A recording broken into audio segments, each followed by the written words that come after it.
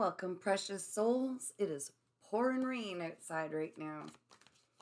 We had a couple days of ice storm. That was fun. The hydro winking and blinking. Let's see what you need to know tonight. Higher self, beautiful guardian angels, ascending masters. What does the collective need to know tonight?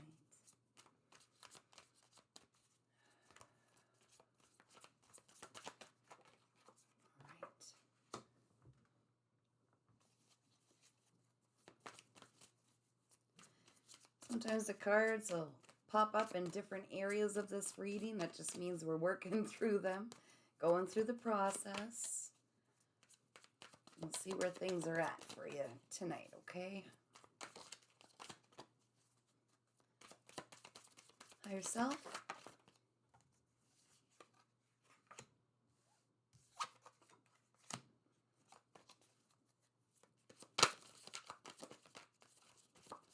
What else do we need to know for this reading? We need a few more cards. 7 to be precise. Thank you.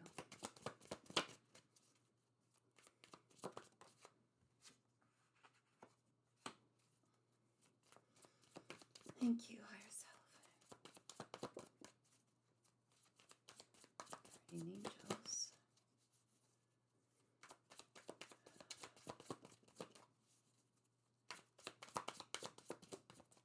Okay, we'll do it that way then. Oh, okay, things are moving. Things are moving. One more. It's going to be a very special card. We want to know, what is the key? What do we really need to know?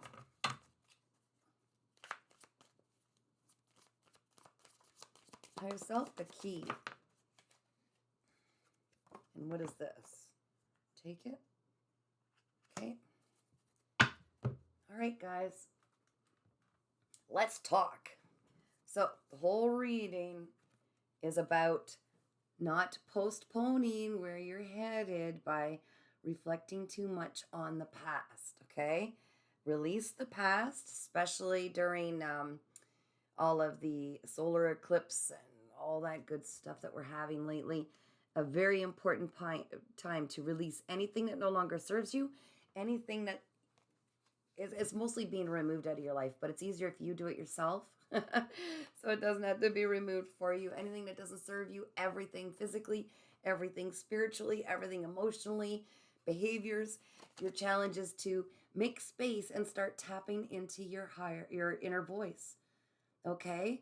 Your angels are talking to you, and you're not going to hear them when your head is cluttered with information, or when you're in a cluttered area in your home. It clutters your mind, okay?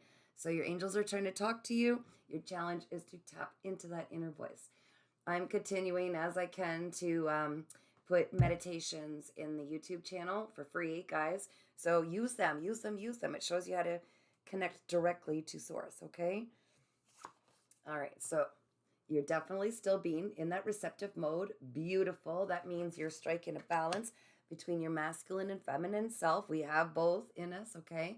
You are in receiving mode, which means you're kind of pulling back, not pushing forward so much, trying to preoccupy yourself. Instead, you're allowing yourself time to sit long enough to hear the inner voice and to be receptive to what is coming into your life. It's a beautiful state of being, okay? As well, you're starting to understand, hey, wait, I've got a special purpose in this life. And you're probably coming to understand exactly what that is. You want a big old hint? The experience that were the most challenging in your life, those are generally what your life purpose is. For me, I filtered through a lot of abuse, a lot of, more specifically, narcissistic abuse.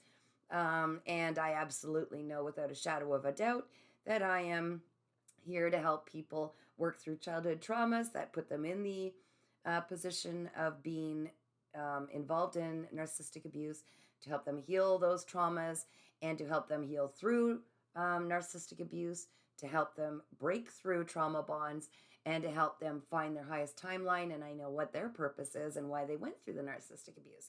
So that, say, for instance, is one of my purposes. I have a few though, but you will understand yours based on your experiences. What were you being prepped for? Okay. What were you being prepped for? What's the common denominator? What's the common theme? What do you feel driven to do? All of these things. And I think you're definitely coming into this beautiful aspect of getting to know why you're here and what it was all for, which is so beautiful, guys.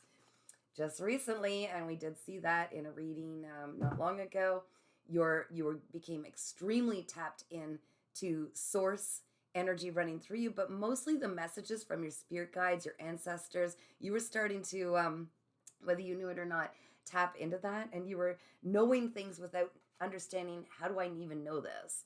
How am I getting, why is my intuition telling me these things? Beautiful. You're being prepped so perfectly for what's to come. This is beautiful. You have an amazing spirit team. They're all working on your behalf in the background, and they've been doing amazing, keeping you on your highest timeline. Okay, you're on the right path. So, in the near future, so long as you quit procrastinating, doing the thing you're getting intuitively told to do, you keep getting glimpses, yes, you do, of, oh, I should try this, I should pick this up, I should finish this, whatever the case may be. Once you do that and accept that challenge and listen to your inner voice, you are going to be comfortably moved from the place that you're at and put in a totally different path, which is perfect, and it's going to lead to such happiness and fulfillment for you. So you're going to want to quit procrastinating and dive into whatever it is you feel called to do. It's that easy. Yes. All right, guys.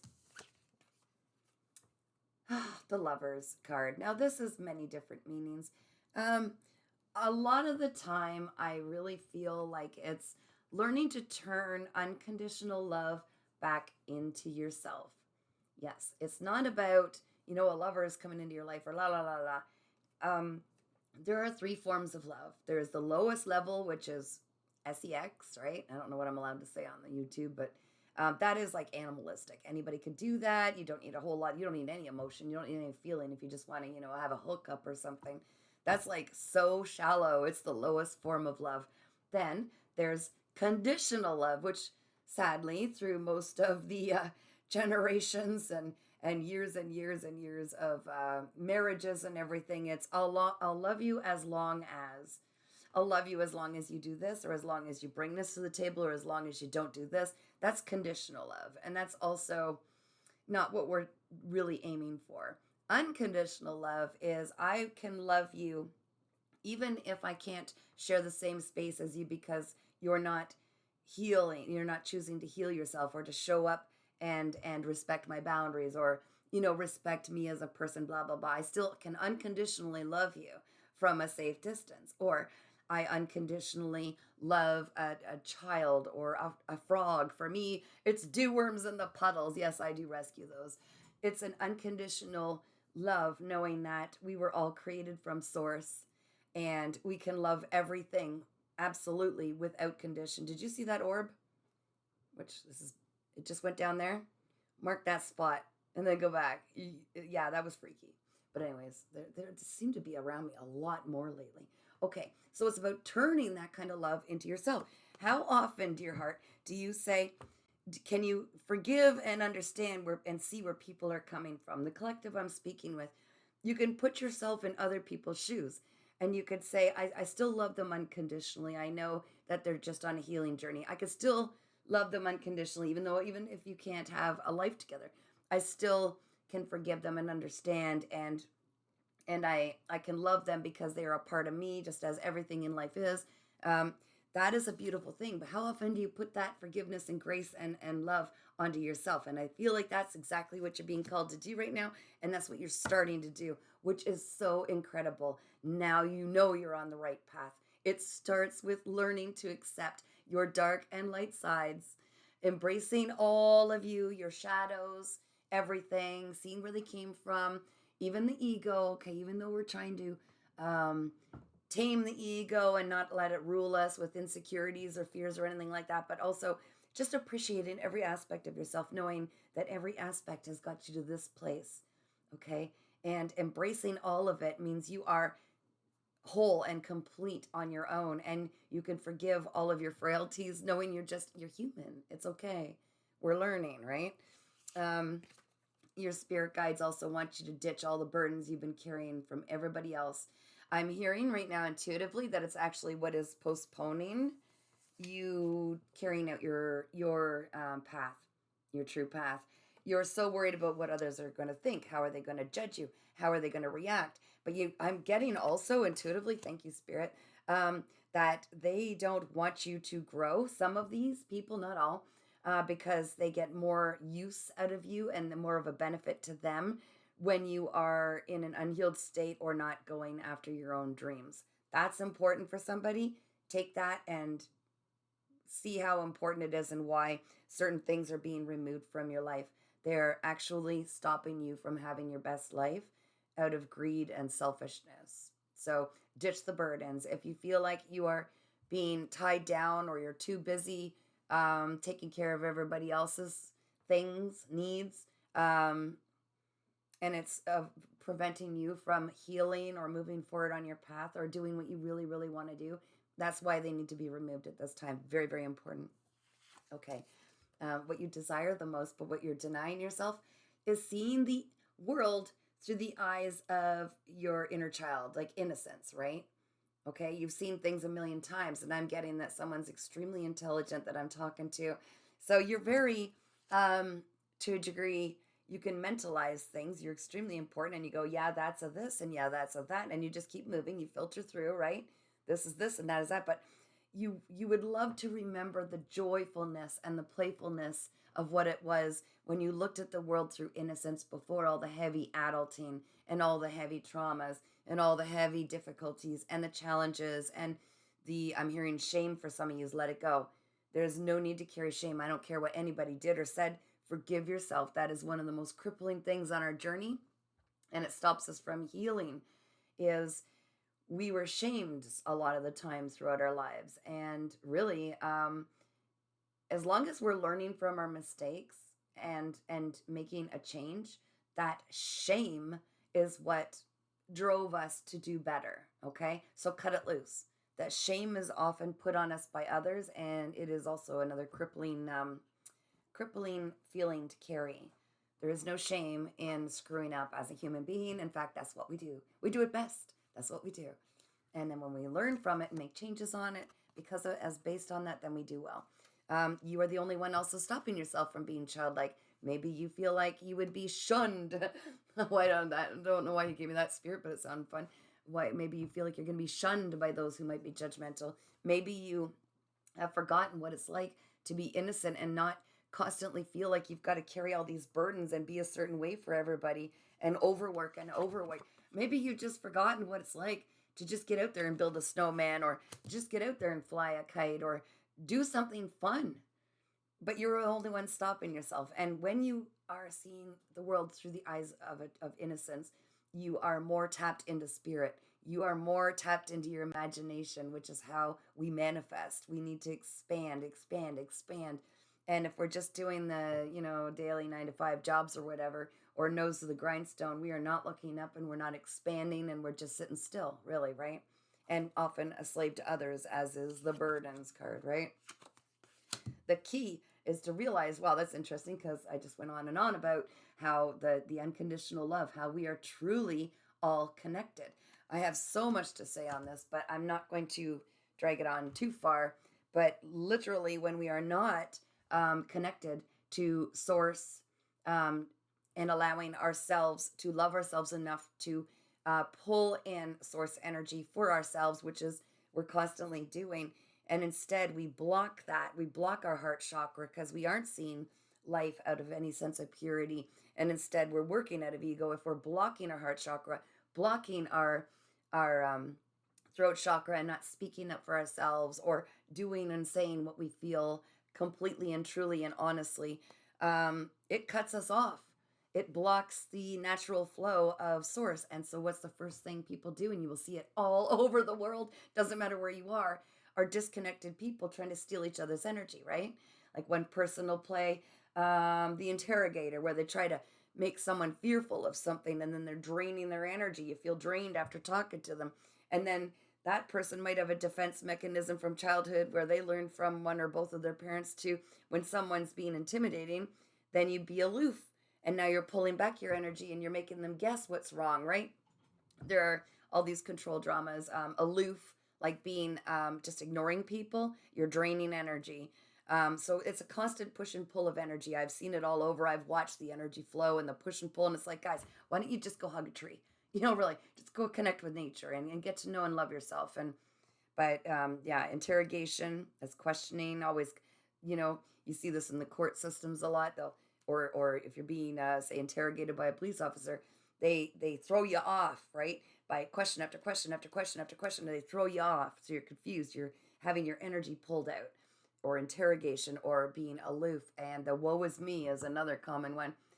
Oh, that's all right. I just don't know how I'm going to get through it. Blah, blah, blah, blah. Draining, draining, draining, right?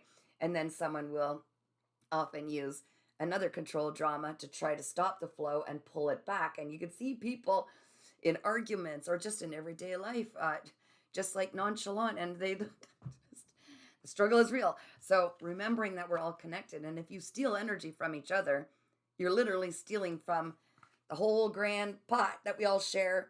So if no one's tapped in and we're just pulling it off each other, first of all, it's a very, very unstable life, and it's very unsatisfying, because you're always in a character to try to either defend or drain someone else's energy. Excuse me. Or either way, the point being, you want to stay connected with divine source energy. Again, see my meditations. That'll help. I've got the latest one on there is really cool. You tap right into your divine team and you meet them. But understanding that saving a dew-worm out of a puddle is just as important as saving any life. We are all connected. We are all put here for a reason. And sometimes we're being tested. How will you treat that person? Actually, it's all a test. If you want to know the truth, it's all a lesson or a test, or it challenges us to be stronger. So when something is really tempting and you're feeling in your heart, that's probably, I wouldn't want it done to me, whether it's to do with people or animals or anything. If you feel like this is probably, doesn't feel like it would be a good thing to be done to me, don't do it.